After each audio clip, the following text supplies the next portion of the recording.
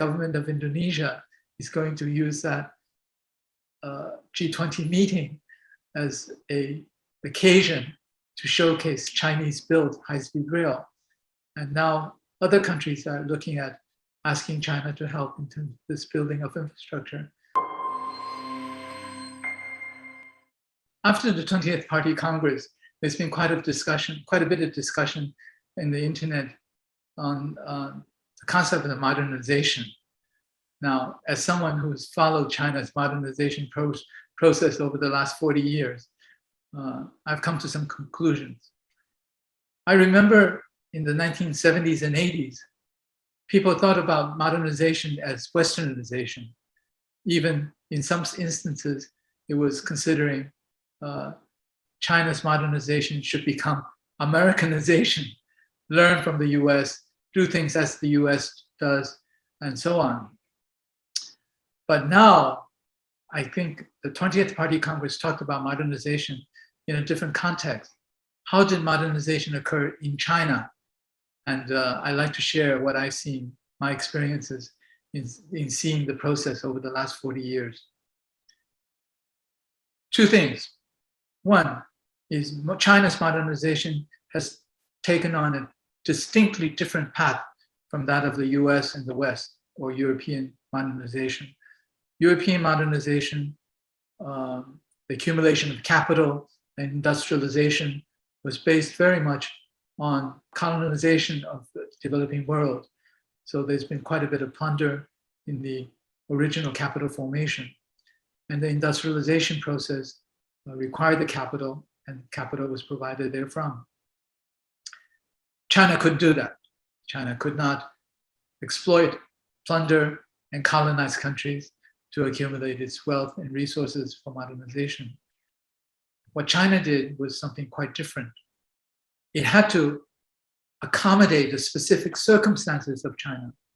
Very large population, very poor initially, and also had to maintain social stability. So the Chinese concept of modernization incorporated some of the concepts from the West, including industrialization, for example. But in many ways, it's different to accommodate the Chinese circumstances. Second part, which is important, is we now see what modernization in the US has brought about. It brought about polarization of society, extreme concentration of wealth, whereby you have a few dozen people each own tens of billions of dollars, but still more than 500,000 people are homeless on the streets. So this polarization in terms of wealth, in terms of social discord, and so on and so forth, is something that I think the Chinese government and the Chinese leadership aim to avoid. That's one part in terms of China's modernization. The second thing to look at in terms of China's modernization is how do you make best use of your resources and your strengths and your positive energy efficiently to accelerate the modernization process. And China's modernization has, I would break it into three sections. One is social, second is economic, and third is moral. In terms of the social side, alleviation of extreme poverty was set as a target, as a very important target. And China has achieved that, lifting hundreds of millions of people out of extreme poverty. Second part of the social side is education and healthcare. Now healthcare is available to all.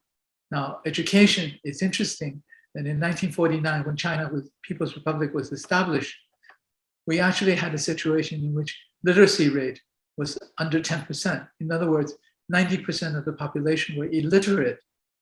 But today, literacy rate is over 90%, less than 10% of illiteracy rate. So education was a priority. Alleviation, poverty, education, and so on the social side was significant. On the economic side, growth was brought about through strategic planning and execution. And one key component of this in terms of industrialization to bring about the creation of value in the economy is infrastructure building. China's infrastructure is now known as the best in the world and the most modern. Just look at the high-speed rail and ports and airports and so on. It was organized, it was executed, it was focused on, it was something that the government took pains to achieve. Without the infrastructure, industrialization could not have occurred the way it occurred, as quickly as it occurred. This is something that I think many developing countries are beginning to learn from. You have to build infrastructure. Without building infrastructure, you can't industrialize and modernize. And I think at the G20 meeting in Bali this year, actually next month, the first China-built high-speed rail in Indonesia is going to be showcased at that G20 meeting. And it's quite interesting that the government of Indonesia is going to use that G20 meeting as an occasion to showcase Chinese-built high-speed rail. And now other countries are looking at asking China to help in terms of this building of infrastructure. I think the success of the Chinese growth story cannot be separated from the focus, the concentration, and the extension of resources and execution by the Chinese government in building infrastructure. As we know, I can say that this is probably recognized by all, that the most modern supply chain in the world today is actually that of Asia, with China at its core. And that comes from a very, very powerful infrastructure building program that occurred over the last 40 years. And then, of course, part of the economic side is organized reform and opening up. And this is also part of the modernization program of China, in terms of learning from the more advanced countries, in terms of technology, in terms of organization, in terms of the application of technology to manufacturing, and so on and so forth. So this organized reform and opening up, and the reform part is, of course, is to accommodate changes in circumstances in terms of globalization, in terms of how to make best use of the resources that China can access. On the moral side, I think this is really very significant.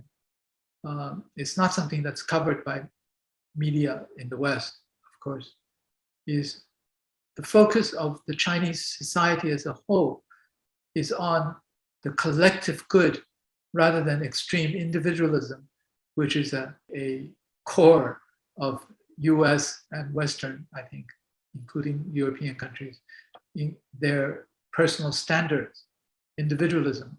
We've seen this in a very, very concrete case in terms of the COVID-19 pandemic.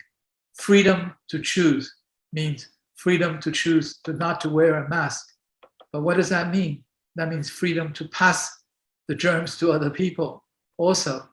So on the Chinese side, I think the promotion of Chinese cultural heritage of seeking collective good for the society as a whole, rather than promoting, I'm the best, I have the freedom to choose, I have to be given that freedom, even if it's detrimental to the rest of the society. That's something that is quite different.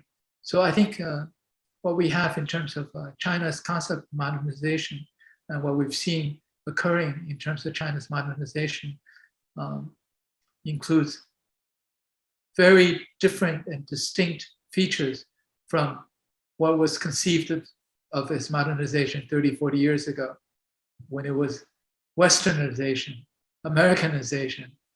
I think for many developing countries, they're beginning to find, in my conversations with the leading elite in developing countries, they're beginning to find that, number one, modernization has to go on the basis of your specific circumstances.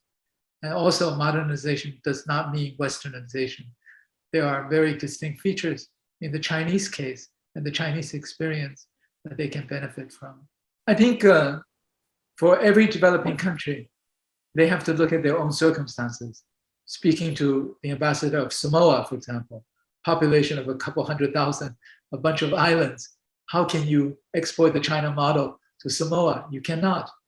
Or many smaller countries in Africa, which doesn't have the resources that, let's say, the Middle Eastern countries have in terms of oil, circumstances will be very different as well.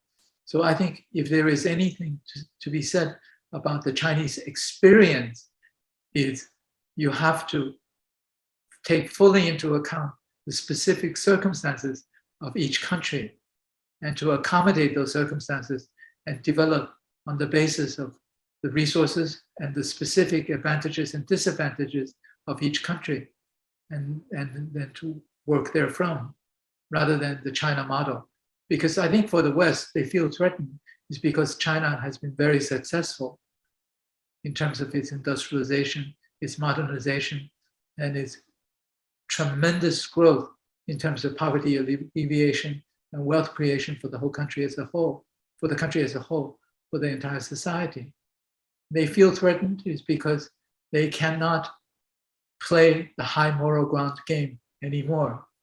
They cannot say that we did it because of freedom and democracy. We did it because of our political system.